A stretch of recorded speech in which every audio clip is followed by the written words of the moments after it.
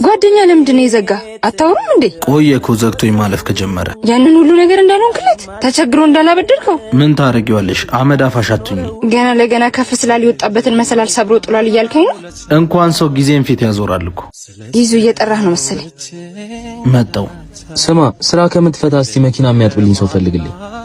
ወይ ራስ ለምን አታጸደውም? እዚህ ከማንም ጋር ከምታወደለድል ብትሰራ ነው የሚሻለው። የምርህ ነው እንደዚህ የምታወራኝ? ዮኒ፣ እኔ እኮ ይዛና ነኝ ጓደኛ። እሱ አልጠፋኝም እባክህ። ደግሞ ስራ ባልኩ ታቅራራለህ እንዴ?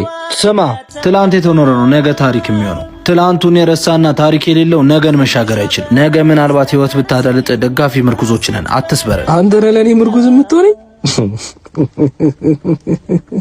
እንካ በደንብ አጽዳውሽ። ወይኔ ዛና፣ እንዴት ነው እንደዚህ ሲያናግር ዝም የምትለው? ምን ላርግ ታዲያ?